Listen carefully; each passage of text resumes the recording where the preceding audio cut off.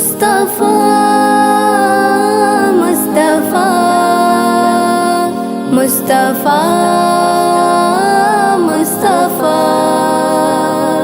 اے ختم رسل مکی مدنی، اے ختم رسل مکی مدنی، کونین میں تم سا کوئی نہیں، کوئی نہیں، اے نور مجسم تیرے سوا، اے نور مجسم تیرے سوا، دکھیوں کا مسیحا کوئی نہیں۔ ہمارے مہمان نعت خواں سید یونس خاطر صاحب جو کولم پلی محبوب نگر سے تشریف لائے، آپ کے جذبے کو سلام ہے، جس سے سرکار کی محبت میں اور ناموس رسالت کے لیے آپ یہاں پر اتنی دور سے بس کا سفر کرتے ہوئے یہاں پر تشریف لائے۔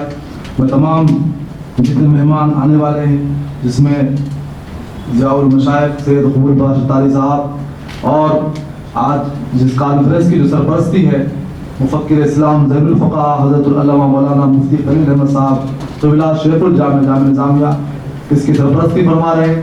حضرت تشریف راستے میں تشریف لانے والے ہیں، اور اس کانفرنس کی جو نگرانی ہے حضرت العلامہ زینت المشائخ حضرت مولانا سید محمد عبداللہ حسینی بخاری چشتی سجاد النشین محدث کبیر رحمۃ اللہ تعالیٰ علیہ فرما رہے ہیں، اور اس کی جو صدارت ہے جماعت المشائخ مفسر قرآن حضرت مولانا سید محمد عبد القادر حسین بخاری چشتی المعروف جیلانی پاشا صاحب طویلہ بھی ابھی تشریف لانے والے ہیں، اور بہت سارے علماء اور مشائخ کے خطابات کو ہم سنا ہے، جس میں پروفیسر ڈاکٹر حضرت مولانا سید جہانگیر صاحب طویلہ head department of Arabic study of ابلو کا بھی خطاب ہوگا، اور حضرت علامہ مولانا عبد الحمید رحمانی چشتی صدر کل تنظیم اصلاح معاشرہ کا بھی خطاب ہوگا، اور ہمارے مہمان حضرت احمد عبد القدیر صدیقی صاحب قبلہ نبیر بحر العلوم محمد عبد القدیر صدیقی حضرت قبلہ رحمۃ اللہ تعالیٰ علیہ اسٹیج پر تشریف لائے۔ میں ان کا شکر گزار ہوں کہ وہ اس علمی اور اس کانفرنس میں شرکت فرمائیں۔ میں بلا تاخیر ہمارے عزیز دوست محترم المقام عالی جناب شان دکن حضرت العلامہ مولانا محمد احمد نشبتی صاحب قبلہ سے گزارش کرتا ہوں کہ وہ آئے اپنے خطابات سے نوازیں۔ الحمد لله رب العالمين والصلاة والسلام على سيد الأنبياء والمرسلين وعلى آله وصحبه أجمعين الأكرمين، أشهد أن لا إله إلا الله وحده لا شريك له، وأشهد أن سيدنا ونبينا ومولانا محمدا عبده ورسوله، أما بعد فأعوذ بالله من الشيطان الرجيم، بسم الله الرحمن الرحيم، عتل بعد ذلك زنيم، صدق الله العظيم وبلغنا رسوله النبي الكريم۔ اللہ تبارک و تعالیٰ کا بہت ہی بڑا احسان عظیم ہے، اور اس کا کروڑ کروڑ کروڑ احسان ہے کہ اللہ نے ہمیں پیارے حبیب رحمت للعالمین صلی اللہ علیہ وآلہ وسلم کی امت میں پیدا کیا۔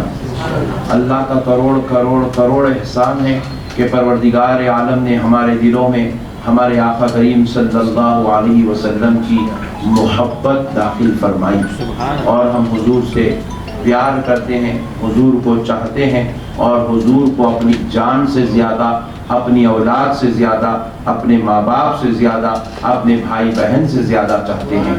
اللہ کا کروڑ کروڑ احسان ہے کہ پروردگار عالم نے ہمیں حضور نبی کریم علیہ السلام سے بے انتہا عقیدت رکھنے، تعظیم رکھنے، محبت کرنے، اور آپ کے نقش قدم پہ چلتے آپ کی اتباع و اطاعت کرنے کی توفیق عطا فرمائی ہے۔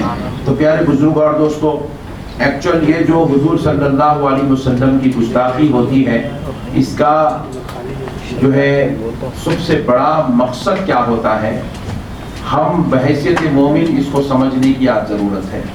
اللہ تبارک و تعالیٰ جب جن قوموں پر زوال ڈالنا چاہتا ہے، جن کو برباد اور تباہ کر دینا چاہتا ہے، ان کو اپنے نبی کی گستاخی کی طرف مائل کر دیتا ہے۔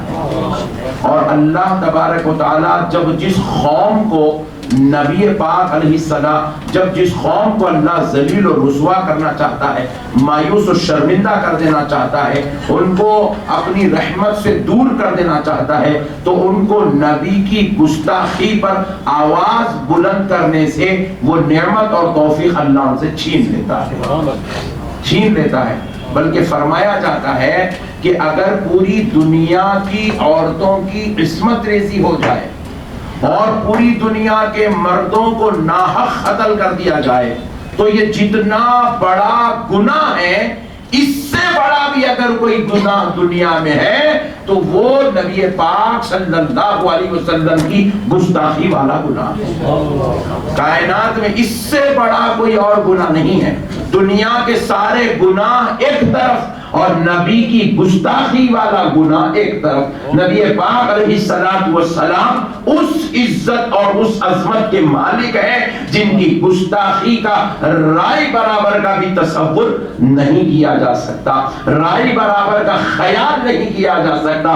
سرکار سیدنا شاہ عبدالحق محدث دہلوی رحمت اللہ علیہ ارشاد فرماتے ہیں، نبی کی گستاخی کرنا تو کجا دور کی بات ہے، نبی کی گستاخی لکھنا تو دور کی بات ہے، نبی کی گستاخی سننا یہ تو دور کی بات ہے۔ اگر نبی کے تعلق سے رائے برابر کا بھی ذہن میں خیال آ گیا، غلط والا، کسی بے گناہ والا خیال، خطا والا خیال، عظمت کو گھٹانے والا خیال، نبی کی بے ادبی کا خیال، نبی کی گستاخی کا صرف خیال آیا تو شاہ عبدالحق محدث دہلوی رحمت اللہ علیہ لکھتے ہیں وہ شخص دائرے اسلام سے خارج ہو گیا، اس کا ایمان چلا گیا، وہ کفر پر چلا گیا۔ کون؟ جس کے دل میں نبی کے تعلق سے غلط خیال آتا ہے۔ اللہ اکبر کبیرہ، آپ اندازہ کیجئے یہ کتنا بڑا گناہ ہے۔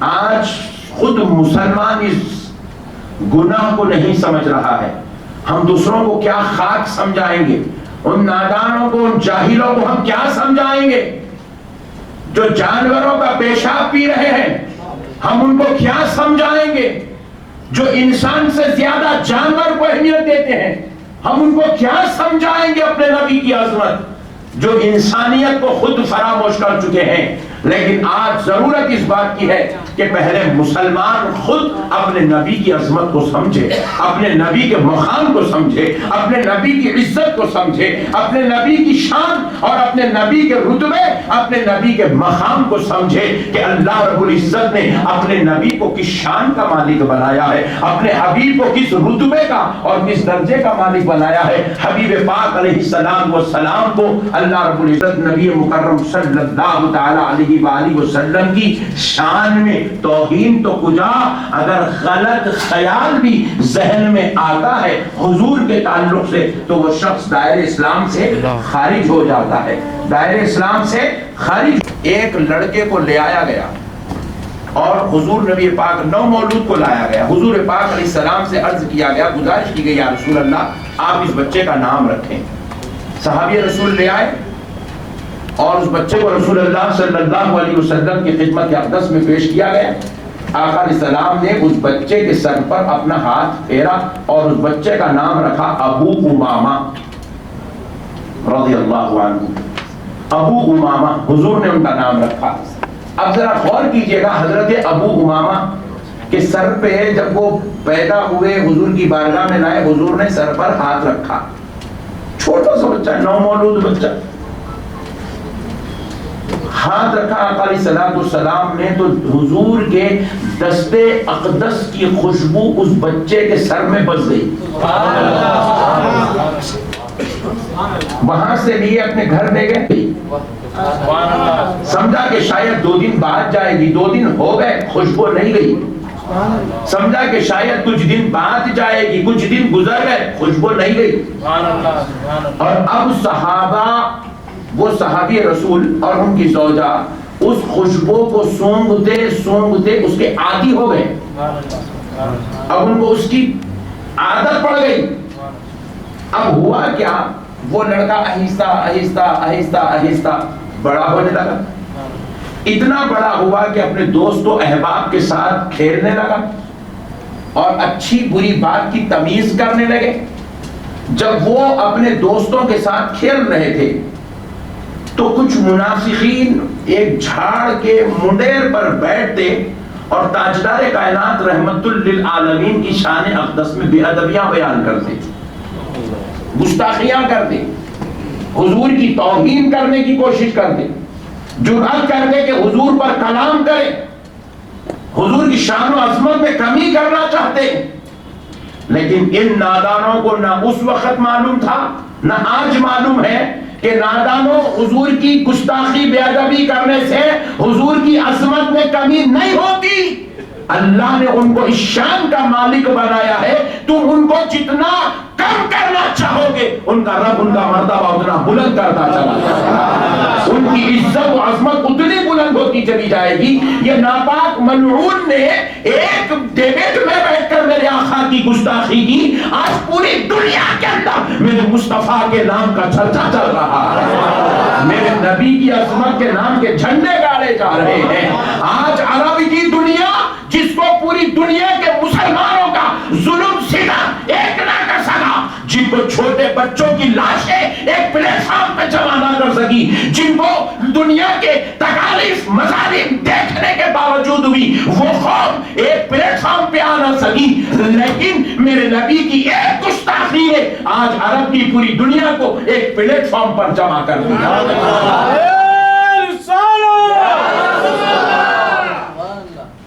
میرے آقا کے ذکر کو لوگ سمجھتے ہیں کہ بدتمیز باتیں کر کے نبی کا ذکر کی عظمت کو گھٹائیں گے. خدا کی قسم نادانو، یہ تمہاری نادانی ہے، جاہلو، تم نبی کو سمجھے ہی نہیں. ان کے رب نے ان کو ایسی شان کا مالک بنایا، اِنَّا شَانِئَكَ هُوَ الْأَبْتَرُ.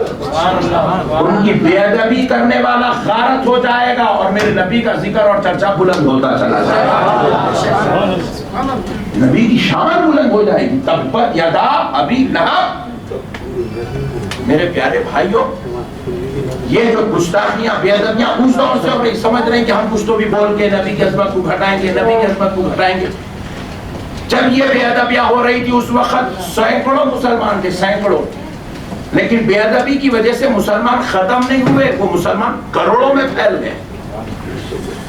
کیونکہ جب یہ بے ادبی کریں گے تو عاشق کھڑے ہو کے عظمت بیان کریں گے، اپنی جانوں کو، اپنی عزتوں کو، اپنی آل کو، اپنی اولاد کو، اپنی زندگیوں کو اپنے آقا کے نام پہ قربان کریں گے.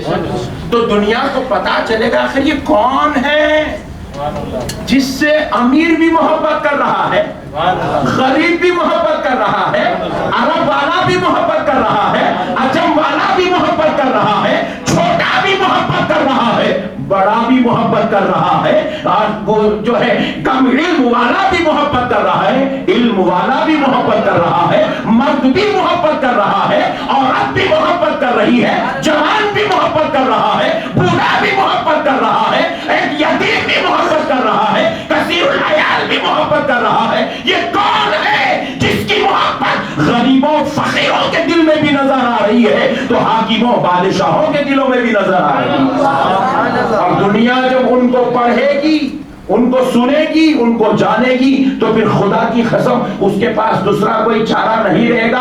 وہ جتنا پڑھتے جائے گی، پڑھ پڑھ کے آخری میں کلمہ پڑھنا پڑے گا، کلمہ پڑھنا پڑے گا. یہ ذات ان کی تاثیر ہی ایسی ہے، جو ان کو سن لے، جو ان کو سمجھ لے، جو ان کو پڑھ لے، وہ ان کا کلمہ پڑھے بغیر نہیں رہ سکتا، ان کا کلمہ پڑھے بغیر نہیں رہ سکتا ہے. میرے پیارے بزرگ اور دوستو، اب ذرا آپ اور غور کرتے چلیں تو ہوا کیا، وہ منڈیر پہ بیٹھ کے چچورے ٹائپ کے لوگ تھے، حضور کی شان میں بے ادبیاں، جاہل قوم، بد اخلاق قوم، بدتمیز قوم، عذر بعد والی کا زمین کے زمرے میں آنے والی قوم نبی پاک علیہ السلام کی گستاخیاں اور بے ادبیاں کرنے لگے.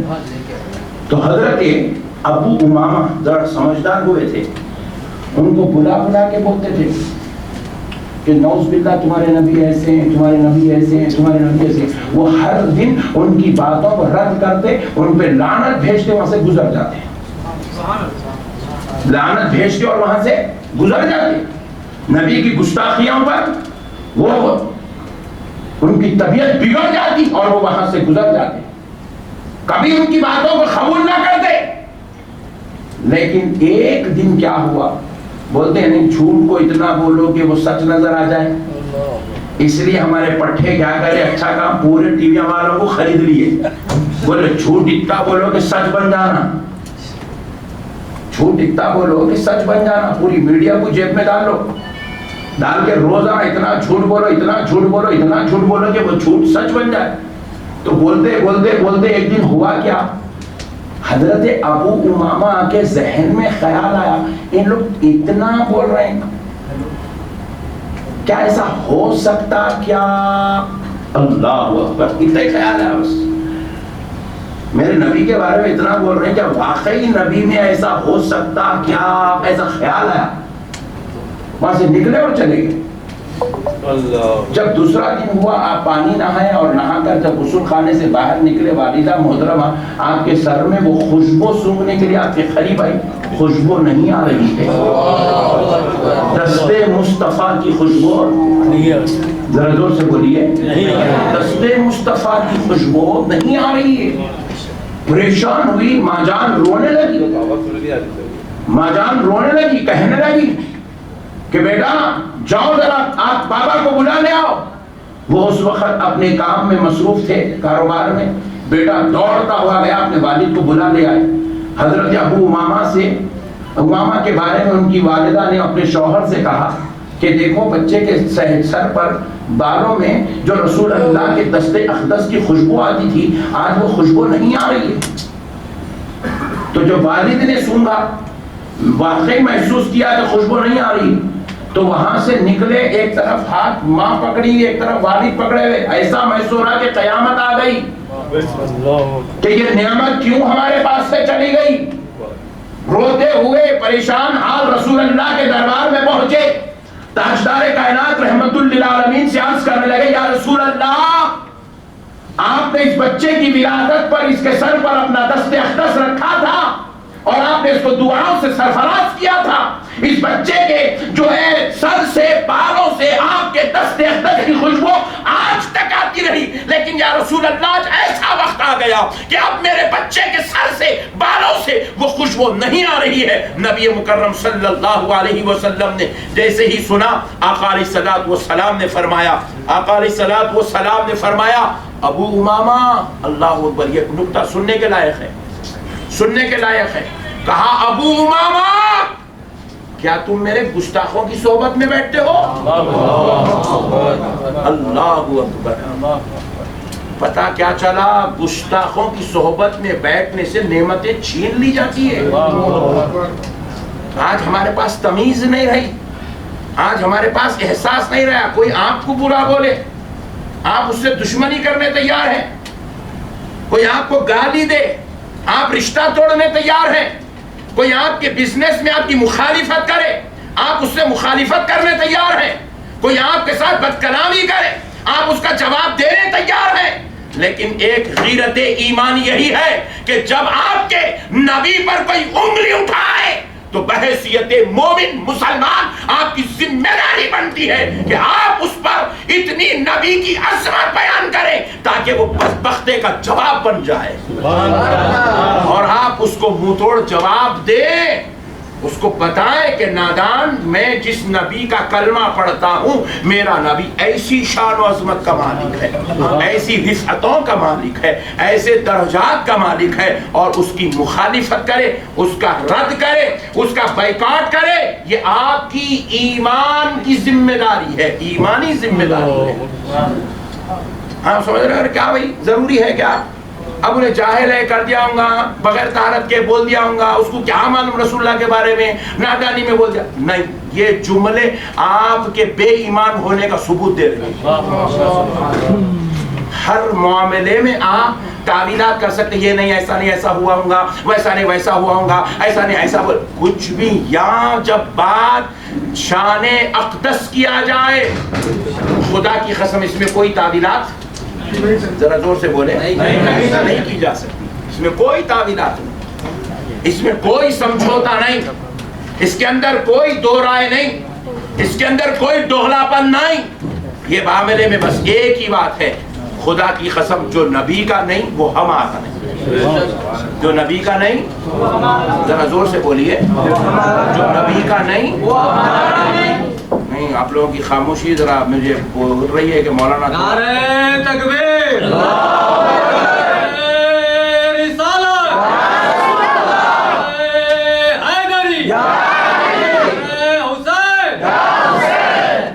ایک لطیف نکتہ آپ کو سناتا ہوں۔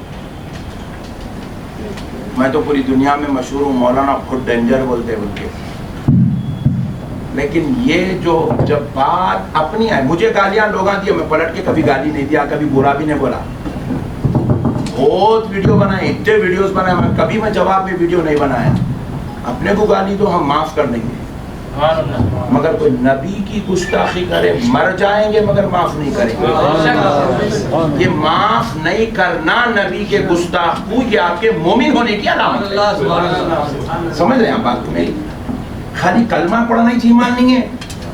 لا الہ الا اللہ محمد الرسول اللہ، نبی کی ساری عظمت کو آپ قبول کر لیے، یہ ایمان ہے، لیکن نبی کے گستاخ کو رد کرنا یہ بھی ایمان ہے، یہ بھی ایمان کا ایک حصہ ہے، ایمان کا ایک حصہ ہے۔ نبی کے گستاخ کا رد کرنا، نبی کے گستاخ کا بائیکاٹ کرنا، نبی کے گستاخ کا منہ توڑ جواب دینا، یہ آپ کی جو پوزیشن ہے اس پوزیشن کے حساب سے آپ اس کا تقابل کرنا، یہ آپ کے ایمان کا حصہ ہے، حصہ ہے یہ ایمان کا۔ آج مسلمان خود اس مسئلے کو نہیں سمجھائے تو ہمارے پاس ارے بہت شدت پسند ہے مولانا، آخری کٹر ہے بھائی۔ اب میں آپ کو بولتا ہوں، ہم کچھ بھی کٹر نہیں ہے جی، ہم لوگ تو بالکل لو کوالٹی کے ایمان والے، بالکل آخری درجے کے ایمان والے ہم لوگ، آخری درجے کے ایمان والے ہم لوگ۔ ہم لوگ اگر ایک انچ بھی پھسل گئے تو ہم لوگ چلے آتے ایمان سے، اتنے لاسٹ بارڈر پہ ہم کھڑے ہوئے ایمان کے۔ ایمان کس کو کہتے ہیں سنیے، چلتے ہیں دور مصطفیٰ صلی اللہ علیہ وسلم، میدان جنگ میں ہے رسول اللہ صلی اللہ علیہ وسلم، میدان ذرا زور سے بولیں، میدان جنگ میں رسول اللہ ہے، رسول اللہ کے ساتھ رسول اللہ کے اصحاب کرام، ایک طرف عشرہ مبشرہ بھی ہیں، جلیل القدر صحابہ کرام بھی ہیں، بڑی بڑی ایمان والی نورانی ہستیاں رسول اللہ کے ساتھ میدان جنگ میں ہیں، اور سب کی تلواریں چمک رہی ہے اور بے نیام ہو کر کفر و ضلالت پر برس رہی ہے، اور سب اپنے آقا کی محبت میں اپنی جان لٹانے جام شہادت پینے تیار ہے۔ ایسے ماحول میں حضرت زبیر رضی اللہ تعالیٰ عنہ کون ہے؟ عشرہ مبشرہ میں سے ہیں۔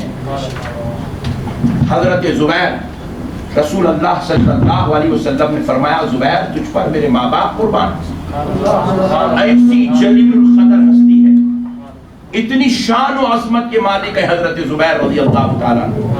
آپ اندازہ کیجئے حضرت زبیر رضی اللہ تعالیٰ عنہ میدان جنگ میں، ہوا کیا؟ حضرت زبیر رضی اللہ تعالیٰ عنہ کی تلوار چلتی رہی، بجلی کی طرح کاٹ رہی ہے لوگوں کو، بجلی کی طرح کاٹ رہی ہے۔ اسی دوران جنگ میں حضرت زبیر کے سامنے ان کے والد محترم آ گئے، ان کے والد آ گئے۔ کون آئے بولیے؟ والد، ذرا زور سے بولیے۔ اور وہ کدھر سے آئے؟ دشمنوں کی طرف سے۔ کدھر سے آئے؟ حضرت زبیر کے جیسے ہی تلوار اٹھی اپنے باپ پر، تمام صحابہ کی تلواریں رک گئی کہ اب زبیر کریں گے کیا؟ حتیٰ کہ رسول اللہ صلی اللہ علیہ وسلم نے اپنی تلوار بھی روک لی، اب زبیر کیا کریں گے؟ ایک ایسا منظر آ گیا کہ سامنے وہ باپ کھڑا ہے جس سے حضرت زبیر پیدا ہوئے، اور اب ادھر اسلام کی طرف سے ایک جوان بیٹا کھڑا ہوا ہے، اور آمنا سامنا کفر و اسلام کا ہو رہا ہے۔ حضرت زبیر کی تلوار اپنے باپ پہ چڑھ پڑی، ان کے والد نے اپنا بچاؤ کیا، پھر وہ اپنی طرف سے تلوار چلائی، یہ بچاؤ کیے، 2-4 وار ہوئے، اس کے بعد حضرت زبیر کے والد کی تلوار ٹوٹ کے نیچے گر گئی۔ جیسے ہی حضرت زبیر کو موقع ملا، آپ نے تلوار اٹھائی، اپنے والد کے سر پہ تلوار چلائی، وہ تلوار ایسے چیرتے ہوئے سینے تک اتری، آدھا حصہ ادھر گرا، آدھا ادھر گرا۔ سبحان اللہ سبحان اللہ۔ ایمان کس کو بولتے بتا رہا ہوں میں آپ کو، ہائے ہائے ہائے۔ ایمان کس کو بولتے ہیں؟ آج ذرا بات کریں عقیدت کی، بولے کٹر ہو گئے مولانا بول رہے لوگ۔ حضرت زبیر تلوار چلائے، آدھا ادھر جسم ہو گیا۔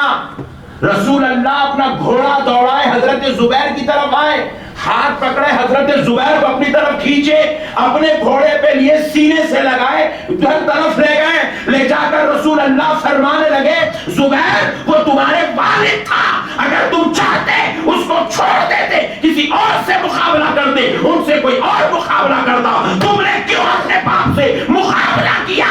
یہ کلام رحمت للعالمین کا تھا، مگر عاشق کا جواب سنو۔ حضرت زبیر نے کہا، یا رسول اللہ، قسم رب ذوالجلال کی، آپ کہہ رہے ہیں تو مجھے یاد آ رہا ہے کہ وہ میرا باپ ہے، ورنہ میں نے تو اسے باپ کی صورت میں نہیں، گستاخ رسول کی صورت میں دیکھا ہے۔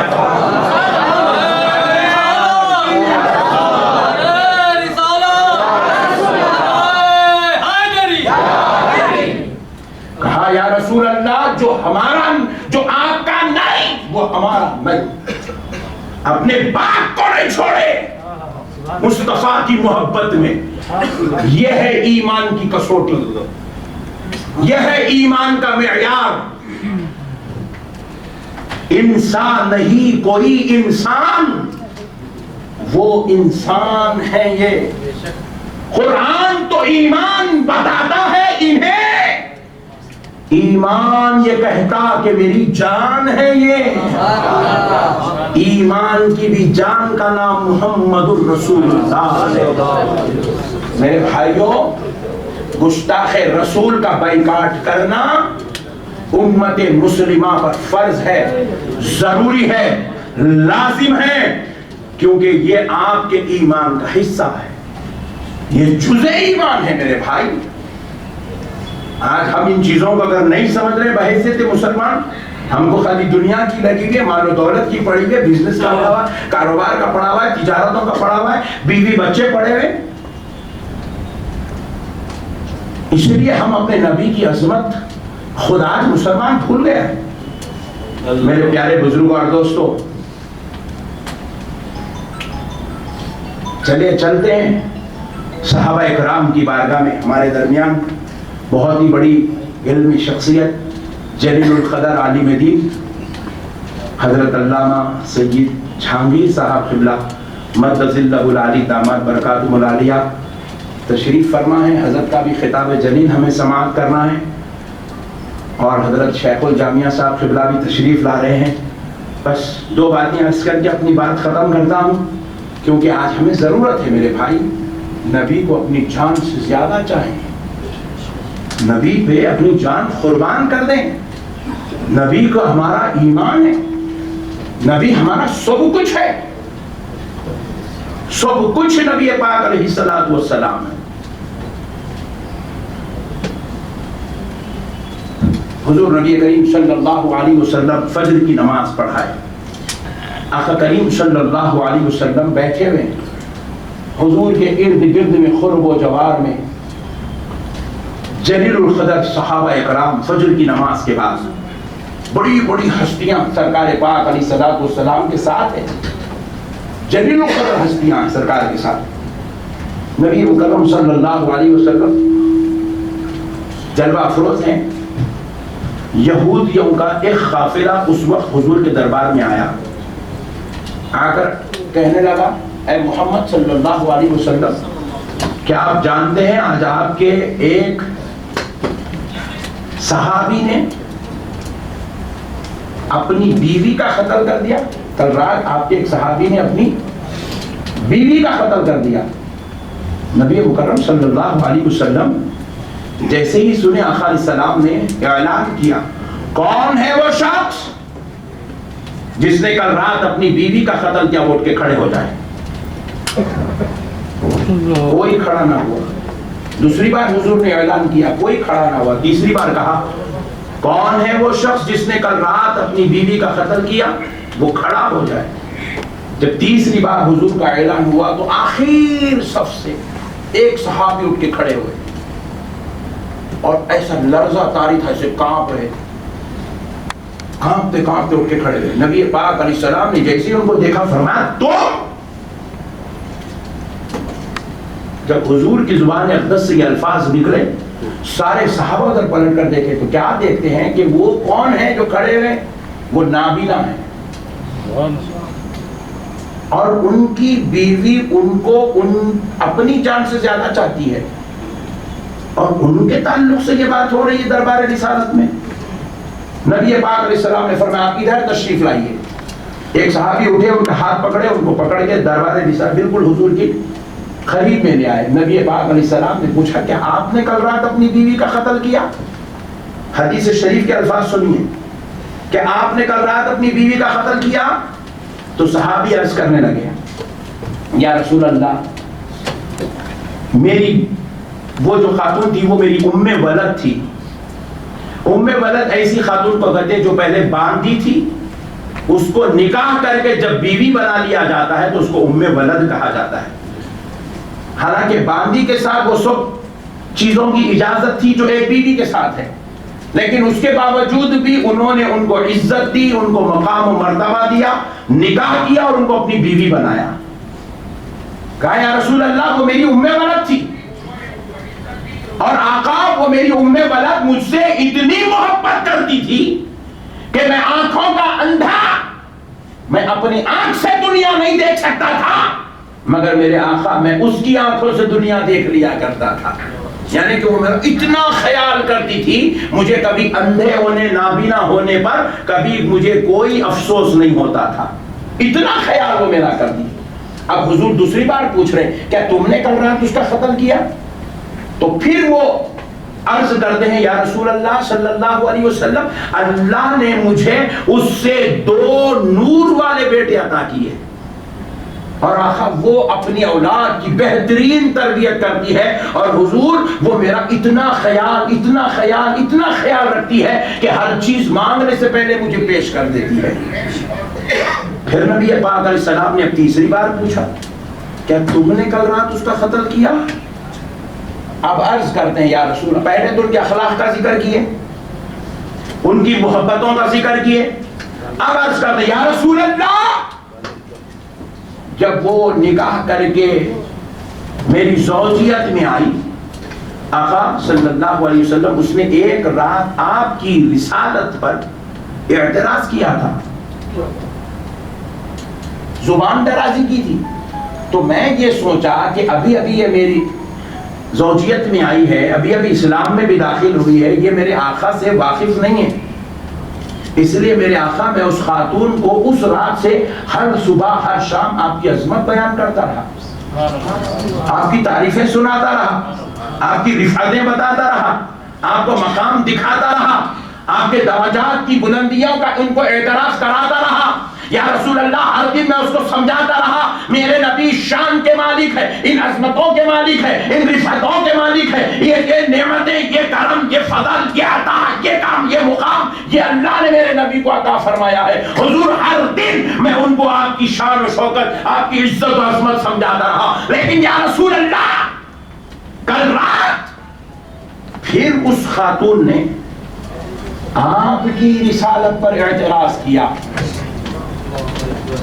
اللہ اکبر, ذرا بولیے اللہ معاذ اللہ. کہا یا رسول اللہ اس نے کل رات پھر آپ کی عظمت پر اعتراض کیا, اور آقا قسم رب ذوالجلال کی مجھے برداشت نہ ہوا, میں آنکھوں کا نابینا اپنے ہاتھوں سے پورے گھر میں ایسے مارتا پھرا, کوئی چیز میرے ہاتھ کو لگ جائے, آقا کوئی چیز میرے ہاتھ کو نہ لگی. تو میں وہاں سے ڈھونڈتا چولہے میں پہنچا, چولہے میں گیا تو ایک چھری میرے ہاتھ کو لگی, میں چھری لیا اپنی پیٹھ کے پیچھے چھپایا, اور آقا میں اس خاتون کے قریب آیا, اس کا گلا پکڑا, اس کو بستر پہ لٹایا اور 1 نہیں 2 نہیں 70 وار اس کے جسم پہ کر کے اس کو ختم کر ڈالا. سبحان اللہ سبحان اللہ. 70 وار کر کے ختم کر ڈالا. کیونکہ یا رسول اللہ میں سب کچھ تو برداشت کر سکتا ہوں، آپ کی گستاخی برداشت نہیں کر سکتا. ہائے ہائے. کس کو قربان کر ڈالا، کس کو موت کے گھاٹ اتار ڈالا؟ اپنی بیوی کو. کون سی بیوی؟ سب سے زیادہ محبت کرنے والی. کون سی بیوی؟ جس کے ذریعے سے نور والے بچے پیدا ہوئے. کون سی بیوی؟ جن کو نابینا ہو کر جس کی آنکھوں سے خود دنیا دیکھ لیا کرتے تھے. کون سی بیوی ہر چیز مانگنے سے پہلے چیزیں پیش کر دیا کرتی تھی، اتنی خدمت کرتی تھی. کہا یا رسول اللہ میں سب کچھ تو برداشت کر سکتا ہوں لیکن آپ کی گستاخی برداشت. ذرا زور سے بولیے اور ذرا زور سے بولیے. نبی کی گستاخی برداشت نہ کرنا یہی ایمان ہے. اسی کا نام ایمان ہے. ایمان کے نئے نئے جو ہے لوگاں تعویلات بنا لیے، تعریفات بنا لیے. وہ سب تعریفیں اپنی جگہ، یہ تعریف سب سے پہلے نمبر پہ ہونی چاہیے. نبی کی گستاخی برداشت نہیں کی جا سکتی. اور ایک بات کیا ہے، یہ جو نالائق لوگ گستاخیاں کرتے ہیں نا، یہ ایکچوئل ہمارا ٹیسٹ ہوتا ہے. ہم لوگ اتنا ان کو حرام کا کھلائے، نو زندہ ہے مر گئے، یہ دیکھنا چاہتے. ہاں بھائی، ہمارے نوجوان بچوں کو تھوڑی سی شرم آنی چاہیے.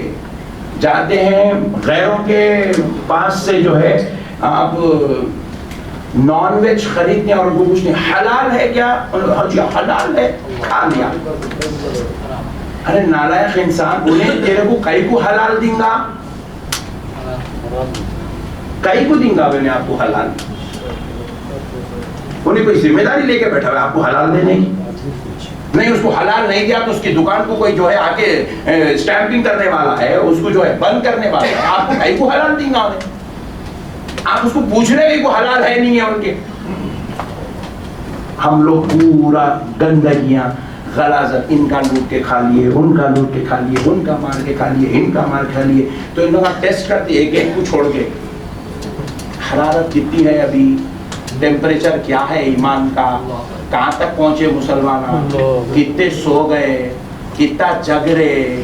یہ حرارت ہو رہی، یہ ٹیمپریچر ٹیسٹ کیا جا رہا. ایسے وقت میں ایک مسلمان کو ضروری ہے خدا کی قسم وہ بتا دے دنیا والوں کو کہ اگر تو مجھے گالی دے گا میں برداشت کروں گا، میرے بابا کو گالی دے گا تو میں برداشت کروں گا، میری اولاد کو گالی دے گا تو میں برداشت کروں گا، میرے نبی کی گستاخی کرے گا تو جان قربان کر دوں گا، برداشت نہیں کروں گا. یہ ایمان کی ٹیسٹنگ ہو رہی ہے مسلمانوں. اجی تھوڑا سا سوچو میرے بھائی، آپ بھی ایک ملک میں رہ رہے ہیں، قانون کے تحت زندگی گزار رہے ہیں، آپ کو نالج ہے کہ اگر کسی انسان کی انسلٹ کی جائے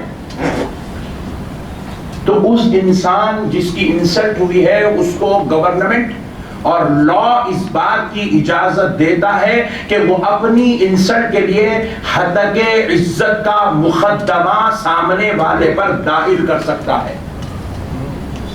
چاہے آپ کوئی بھی لیول کے آدمی ہو، ضروری نہیں ہے کہ آپ منسٹر ہونا، ضروری نہیں ہے کہ آپ پیسے والے ہونا، ضروری نہیں ہے کہ آپ کوئی اعلیٰ درجے کی سٹیزن شپ رکھنے والے یا کوئی سیلیبریٹی ہونا کوئی ضروری نہیں ہے. ایک عام درجے کا انسان بھی اگر کوئی دوسرا شخص اس کی انسلٹ کرتا ہے، بے عزتی کرتا ہے، اس کو حق ہے قانون ہندوستان میں کہ وہ اس شخص پر ڈیفیمیشن کوڈ کر سکتا ہے. مگر افسوس کی بات ہے جہاں پر ایک عام آدمی کو ہندوستان کے قانون میں یہ اجازت دی جاتی ہے کہ وہ اپنی عزت پر اگر حملہ ہو تو اپنے دشمن پر مقدمہ دائر کر سکتا ہے، تو پھر ہندوستان کے 30 کروڑ مسلمان جس کے نام لے کر مومن ہوئے ہیں، مسلمان ہوئے ہیں، جن کے نام پر ہماری جان قربان ہے، ہماری اولاد قربان ہے، ہمارے بیوی بچے قربان ہیں، ویسی عظمت پر جب انگلیاں اٹھ رہی ہے، زبان درازی ہو رہی ہے، بدکلامی ہو رہی ہے اور مقدمہ تک درج نہیں کیا جا رہا ہے، بڑے افسوس کی بات ہے، بڑے افسوس کی بات ہے. ایک خاتون کو گرفتار نہیں کیا جا رہا ہے, اس کے اوپر FIR تک بک نہیں کیا جا رہا ہے. بڑے افسوس کی بات ہے. کہاں لے جا رہے ہیں ہندوستان کو؟ ایک آٹو والا اپنے لیے اپنے دشمن پر مقدمہ بک کر سکتا ہے, مگر ایک مومن اپنے آقا کی بے ادبی پر, ایک منحوس منون خاتون پر مقدمہ درج نہیں کر سکتا. کتنی بری بات ہے. کس لیول پہ لے آ کر کھڑا کر دیے اتنے بڑے دیش کو, اتنی بڑی کنٹری کو, اتنے بڑے پاپولیشن رہنے والے ملک کو کہاں لے آ کر کھڑا کر دیا. میرے پیارے بھائیوں, آپ سبھی حضرات ادب و احترام کے لوگ کھڑے ہو جائیں. حضرت شیخ الجامعہ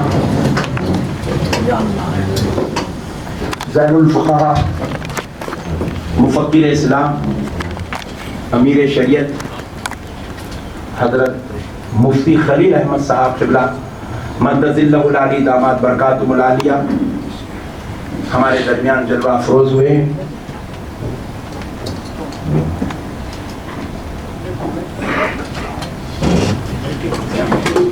آپ سنجیدگی سے حکومت وقت غور کریں. یہ کسی کے ایک آدھ شخص کی دل آزاری نہیں ہے, یہ ہندوستان کے کروڑوں مسلمانوں کی دل آزاری ہے, اور انسانیت والا دل رکھنے والے ہر انسان کی دل آزاری ہے. کیونکہ کسی کے مذہب پر اور کسی کے مذہب کے پیشواؤں پر اس طریقے کی ناپاک سازشیں رچنا یہ بہت بری بات ہے, اور یہ نفرتوں کو جنم دینے والی اور ہندوستان کی امن سکون اور سلامتی کو پامال کرنے والی حرکتیں کرنے کی منظم سازش ہے. ایسی منحوس سازشوں سے آج ہندوستان کی حفاظت کرنا اور ہندوستان کے مقام و وقار کی حفاظت کرنا یہ ہر ہندوستانی کا حق ہے.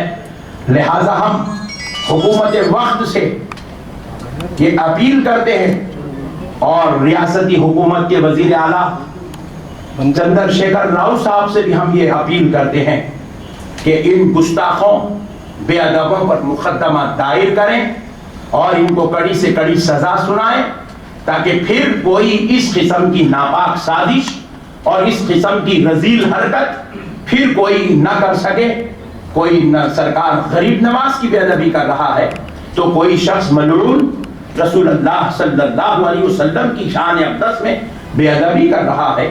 تو اس طریقے کی مذموم حرکتوں کو آج کی اس کانفرنس کے ذریعے سے ہم جو ہے اس پر احتجاج کرتے ہیں, اور الحمدللہ ہمیں فخر ہے کہ ہم ایک مسلمان ہیں, اور ایک مسلمان الحمدللہ امن کا نام ہے.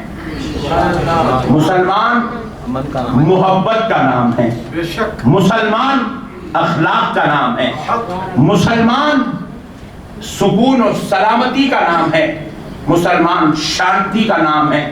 آپ پوچھے حضرت کیا بات ہے, آج تصوف ریسرچ سینٹر کے ذریعے سے جو یہ احتجاج ناموس رسالت کانفرنس کی شکل میں یہاں اتنے پرامن انداز میں ہو رہا ہے, یہ جو ہے باہر روڈ پر بھی ہو سکتا تھا, لیکن ہم نے دیکھا امن بگڑنے کے چانسز ہے, تو ہم نے کہا ہم امن کے ساتھ احتجاج کریں گے اور اپنی بات ان کے کانوں سے روئی نکال کے ان کے کانوں تک ضرور پہنچائیں گے.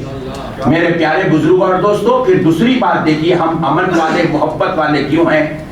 جب کسی اور کے مذہبی جو ہے تہوار ہوتے ہیں, جلوس نکلتے ہیں, یا ان کا ایک گیدرنگ ہوتی ہے, تو ہماری مسجدوں پہ پردے ڈال دیے جاتے ہیں, ہماری درگاہوں کو جو ہے خناتوں سے چھپایا جا رہا ہے تاکہ کوئی شرمگیزی نہ ہو.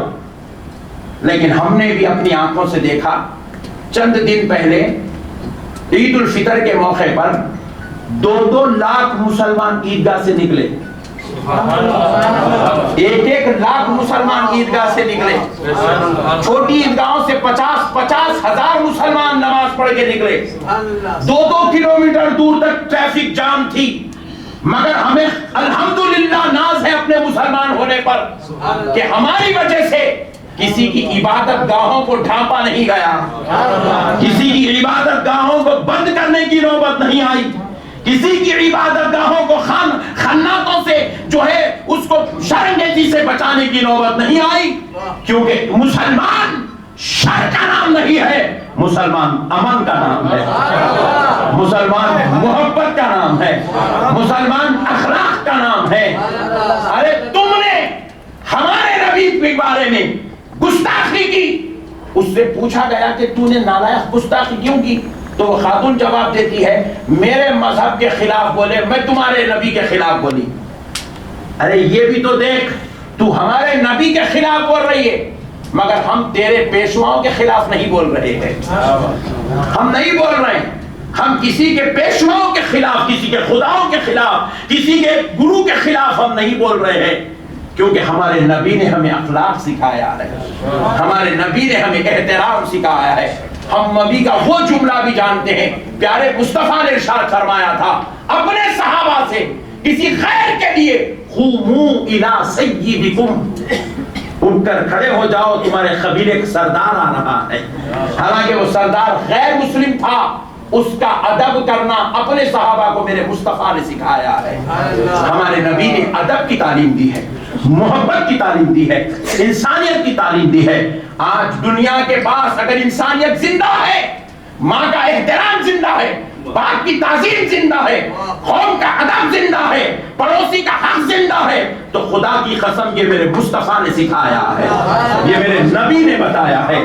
اسی لیے میرے پیارے بھائیوں، اس کو آپ جو ہے اس باتوں کو آپ اپنے ذہنوں میں بٹھائیں اور اس کے اوپر آپ جتنا ہو سکتا ہے اپنے دل میں یہ درد اور یہ غم رکھیں کہ ہمارے نبی کی گستاخی ہو رہی ہے، اور آپ جو ہے امن و امان کے ساتھ اس بات کی کوشش کرتے رہیں کہ اس ملعونہ پر مقدمہ درج ہو، وہ گرفتار ہو، اور اس گستاخی کی اس کی سزا اس کو ضرور دی جائے۔ وما علینا الا البلاغ والحمد للہ رب العالمین۔